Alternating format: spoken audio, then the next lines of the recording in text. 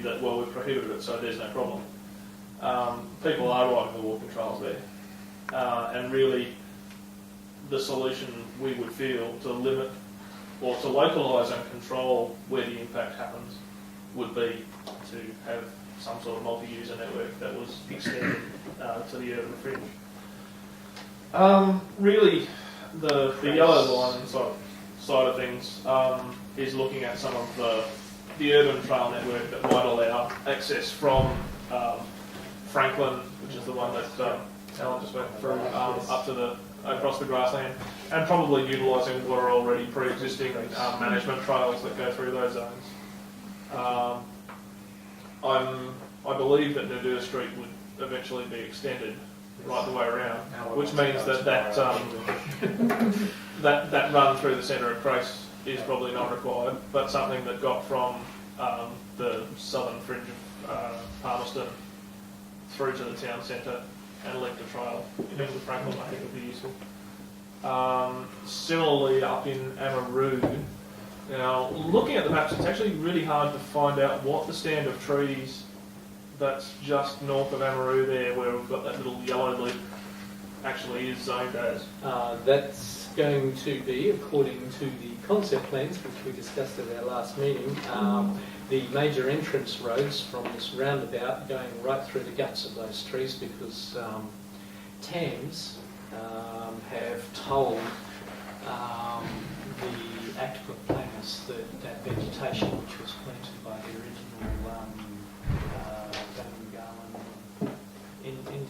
NCDC, and I was speaking to the guy who actually planted them.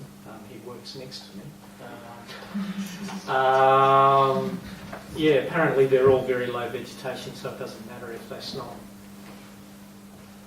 So people can't put a recreational cycle trail in the crusty pines, in the crusty pines above the scaffold there, but they're going to bulldoze. All of these trees, and off this plan there's a significant patch over here as well. What we were saying is that they really need to rethink this entrance completely. The concept plans for that were quite worrisome. I think I've got them on the Sorry? Doesn't that have water springs through that thing? Which section? Where your loop is. Up the top, or up on top of the hill? That's up on the ridge.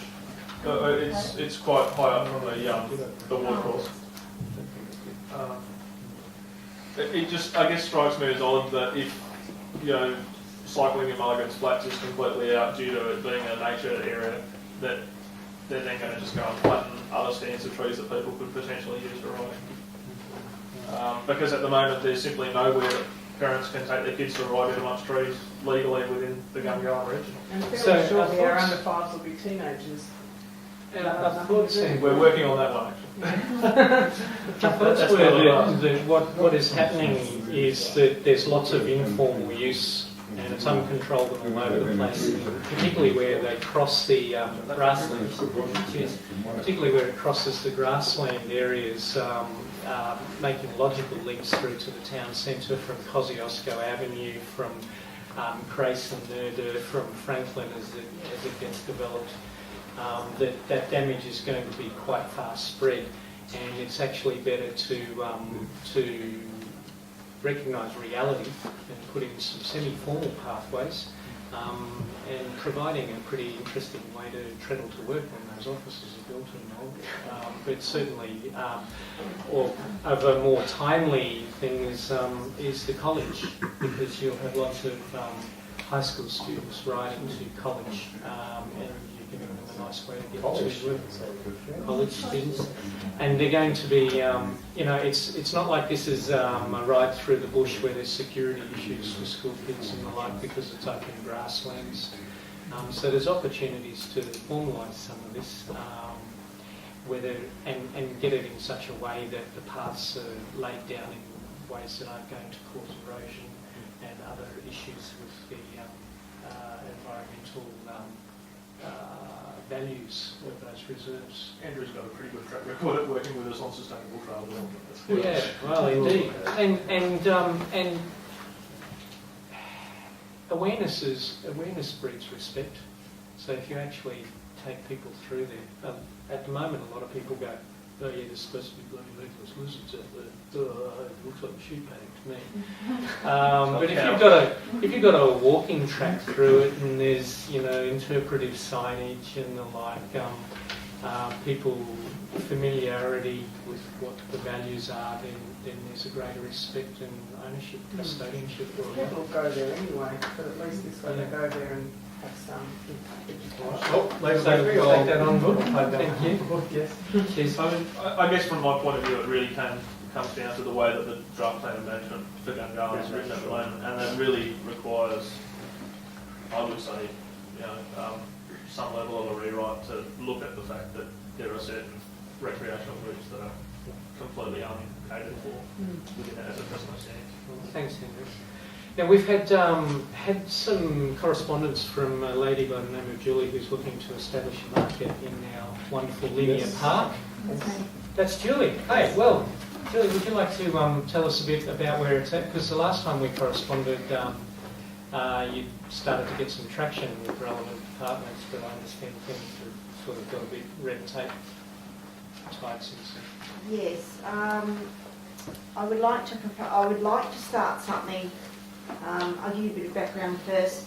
I've lived in Canberra 6 to 7 years ago, and I was here for about 10 years. I've always been interested in the design, always run my own jewellery design business, quite interested in markets, and Canberra's just fabulous for that. We run every creative design course known to man here, a very creative town. I've been away, done markets in various areas, come back, and we really haven't progressed as a whole. We have the old bus depot markets, which are okay. They are very tourist based.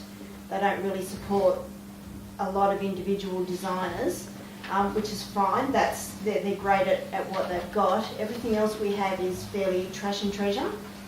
I'd like to put something into Gungahlin that supports everybody as a whole. So I'd like to put something in that is very upmarket, classy, great products where it's designed by people from Canberra. So the jewellery designers, the interior designers, art people, mums that work from home with a great business idea, and put all of that into a small market at the Gungahlin place, at the little park there. And I'd like to, the place is just fantastic for a market. There's people down there, it's a great community. With that, I also want to support a charity. I can't be a charity, a single person can't be a charity, and yes, I do want to make it my business as well. It would need to be a full-time job. I propose that it's 5 hours a fortnight, so once a fortnight on a Saturday morning down at the shopping centre. That's not set in stone, that's just sort of what my figures and everything have shown, that's the busiest time, that's the time to capture everybody. I've been accepted by the Motor Neurone Disease New South Wales they would be my major benefactor, so I would raise money for them.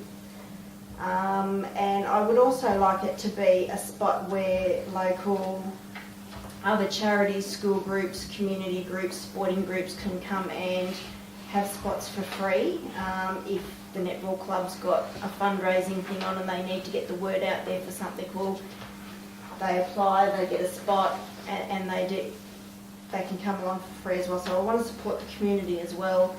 And then being within the Gungahlin shopping centre with the G and the marketplace, I just have this fabulous plan that we could really offer Canberra something unique in the way that we could have a market day. Why couldn't the G and the marketplace offer market day specials as well? We could bring people in from all over Canberra, just nothing that has been done here before.